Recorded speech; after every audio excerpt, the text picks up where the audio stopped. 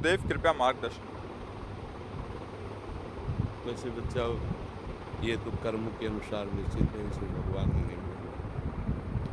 पूर्व के हमारे कर्म, हमारा निश्चय पहले ही हो चुका है। भगवान की तरफ से मानव देह केवल भगवत प्राप्ति के लिए। कर्म के अनुसार बहुत पढ़ा लिखा आदमी भी गरीब और बिना किसी व्यापार आदि के भी बहुत निम्न स्थिति में देखा गया, और बहुत ग्रेजुएट पढ़े लिखे।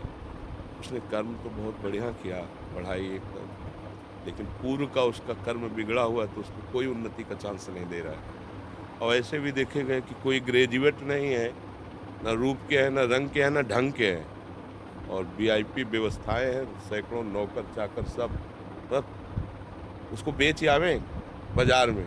ऐसे लोग हैं, उनको खाने को नहीं। वो इतना मंदबुद्धि का होते हुए भी ऐसे ऐश्वर्य का भोग रहा है। इसमें कर्म प्रधानता होती है। मनुष्य को भगवान ने भेजा है केवल केवल भजन करके भगवान की प्राप्ति। ये कर्म साइड है, मुख्य है उद्देश्य भगवत तत्व का ज्ञान, भगवत प्राप्ति होगी। बस इस बात को संसारिक जन नहीं जानते। जैसे बच्चा बहुत पढ़ लिख करके आखिरी पढ़ाई जिसे कही जाती हो, पढ़ लो, बहुत अच्छे पद पे चले जाओ, बहुत रुपया पैसा कमा लो, खूब भोग भोग लो, और शरीर तो छूटेगा ना एक दिन। ये पता है ना तुम्हें?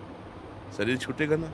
जब छूटेगा तो फिर नया जन्म होगा, फिर तुम्हें नए से पढ़ना पड़ेगा, का खा गा गा, सारी पढ़ाई बेकार, फिर नए से रुपया कमाना पड़ेगा, फिर नए से सुख सामग्री एकत्रित करनी पड़ेगी, फिर भोगो, फिर मरो, फिर नए से फिर शुरू। ये एक बार नहीं हुआ, करोड़ों बार हो गया है।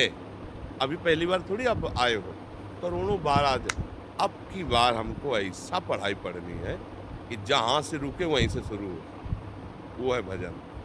100 बार राधा राधा बोला है और शरीर छूट जाएगा तो 99 पॉइंट से नहीं चलोगे, 100 के ऊपर 100 प्लस, नीचे नहीं उतरना।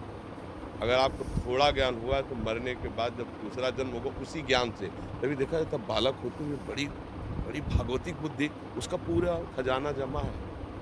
बच्चा जीवन का लाभ है कि राधा राधा हो, और मन में हो कि प्रभु मुझे ऐसा ज्ञान दो जिससे मैं आपको प्राप्त कर सकूं, और आपके इस सृष्टि में जो कर्म के अनुसार मुझे सेवा मिले उसे आपकी सेवा मान करके करूं। भगवान किसी को सुख या दुख कभी नहीं। आप सुनिए, यहीं से हम तुम्हें उदाहरण देते हैं। हमारे देश के प्रधानमंत्री का उद्देश्य क्या है? मेरा पूरा भारत सुखी रहे। कोई भी बैठे उस पद पे, हम नाम किसी का संबोधन करके नहीं, उस पद का भाव क्या है? पिता की तरह पूरे देश की प्रजा का हित करना, पालन करना। अब उसी पद से बनाए हुए कानून में फांसी की भी सजा, 20 साल की सजा वहीं से पास हुआ है, जबकि वहां का मुख्य उद्देश्य है तुम्हें सदैव सुखी रखना, बाहर भीतर कहीं कोई आक्रमण ऐसा ना हो पाए कि तुम्हें दुख पहुंचे। पर तुमने ऐसे कर्म कर दिए तो संविधान आपको बख्शेगा। समझ गए ना? ऐसे ही हमारे भगवान कभी किसी को, वो तो नॉर्मल उदाहरण, कहाँ एक प्रकृति के अंश शरीर में फंसा हुआ जीव कोई भी हो, और कहाँ समस्त प्रकृति का ईश्वर परमात्मा, ये कृति है, उसकी रचना है। कोई भी रचना होती तो रचनाकार तो होता ही ना। इसको कहते हैं कृति, प्रकृति, तो इसका रचनाकार ईश्वर। वो इतना दयालु है, इतना दयालु है कि वो किसी को भी कष्ट नहीं दे सकते कभी भी।